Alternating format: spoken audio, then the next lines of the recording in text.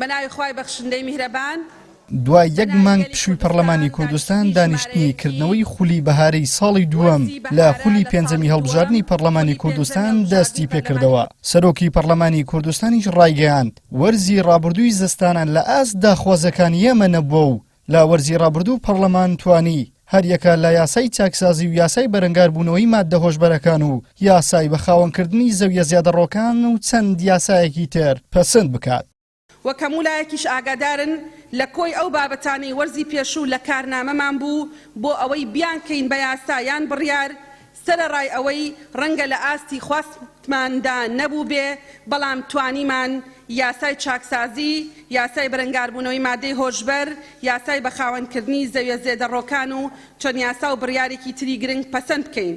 بۆ ئەم وەرزش بە هاوانگی لەگەڵ حکوومەتی هەرێمی کوردستان بابەتەکانی وەبەرهێنان، پاراستنی مافی نەخۆش، پاراستنی سامانی ئاو، پاراستنی شوێنەوار، دەواازە سنووریەکان، پاراستنی بەرهەمی خۆماڵی، ئەنجومەنی دەرمان و خۆراک، قەدەغەکردنی بە قاچاغبردنی نەوت، ڕێخستنی فرۆشتن و هاوردەکردنی لێدەرهێنراوەکانی نەوت ئەولەوێتی کاری تەشریعی پەرلەمان دەبن.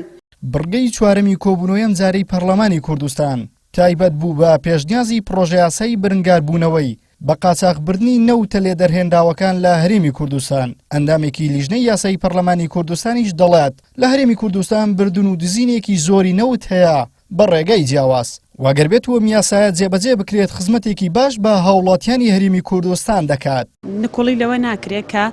بە قاچاغبردنی نەوت هەیە واتە بە ڕێگای نایاسایی لە ڕێگەی کوونکردنی بۆڕی نەوتی و هەروەها ڕاکێشانی سۆندا و هەروەها تەقینی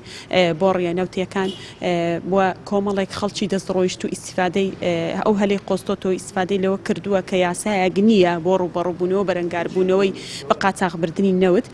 بۆیە بە کەیفی خۆی بۆڕی نەوت کون دەکاوە سۆندەی لێ بۆڕی لێ ڕادەچێشێ سۆندەی لە ڕادەچێشێ بۆیە ئەم یاسایە ڕێگری دەکات لە ئەگەر جێبەجێ بکرێەوە تەمەنای ئەوە دەکەین کار یاسایە کە دەردەچێت جێبەجێ بکرێ ڕێگری لەوە دەکات کە نابێ نەوت بە قاچاغ ببردرێت بە تاکید خزمەت بە داهاتی هەرێمی کوردستان دەکات چونکە لە ڕێگەی ئەوەوە کە بە یاسایی بکرێ نەوت زیاتر بەرهەمی نەوتی زیاتر دەبێ و زیاتر دەڕوا بۆ وڵاتان وە داهات دەگەڕێتەوە بۆ هەرێمی کوردستان. بەشێکی زۆر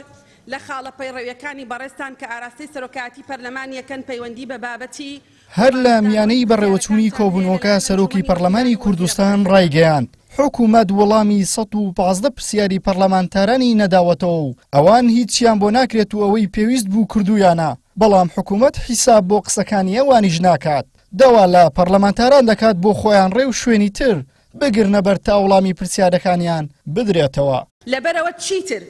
لەناو هۆڵی پەرلەمان بە داوای لێبوردنەوە دەڵێن دەرفەتی ئەوە نادەین ئەندامێکی بەڕێزی پەرلەمان باس لەوە بکا کە پرسیارەکەی وەڵام نەدراوەتەوە. ئێمە لە دەستەی سەرۆکایەتی ئەوەی لە ئەستۆمانە کردومانە ئێستا ئێوە بۆ خۆتان هەنگاوەکانی تر دەست پێ بکەن. وا بڕیارە لە دانیشتەکانی داهاتووی خولی بەهارە خوێندنەوە بۆ پێشنیاز یاسای تایبەت بە پاراستنی مافی نەخۆش و پاراستنی شوێنەوار و پاراستنی سامانی ئاو و پاراستنی بەرهەمە خۆماڵیەکان و بە قاچاغبردنە دەرەوەی نەوت بکرێت. عیمران ئەمیر کەناڵی ئاسمانی پەیام هەولێر.